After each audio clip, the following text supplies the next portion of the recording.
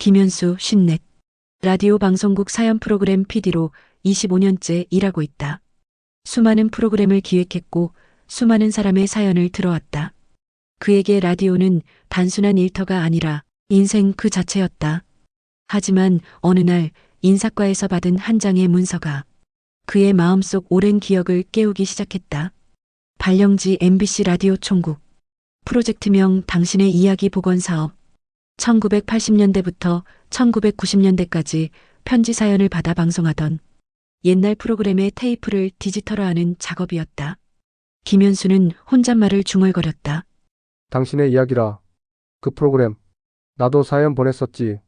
그는 잠시 멍하니 창밖을 바라봤다. 비슷한 하늘빛, 비슷한 바람. 그 당시 버스 창가에 앉아 그녀를 바라보던 그 시절의 바람이 스쳤다. 며칠 뒤 그는 지방총국의 아카이브실로 출근했다. 창고 냄새와 오래된 필름의 묵은 냄새가 뒤섞인 공간. 철제 선반 위엔 라벨이 다른 카세트 수백 개가 놓여 있었다.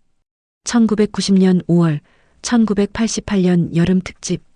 그리고 그중 하나 누렇게 바랜 스티커에 1988년 7월 사연 347번 김현수. 그는 숨을 멈췄다. 자신의 이름이었다. 손끝이 떨렸다. 재생 버튼을 누르자 잡음 섞인 라디오 음악이 흘렀다. 그리고 젊은 남자의 목소리가 들렸다. 자신의 35년 전 젊은 김현수의 목소리였다.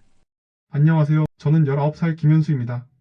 요즘 학교 등하교 길에 매일 같은 버스를 타는데 창가 쪽에 늘 같은 자리에 앉는 한 여학생이 있습니다.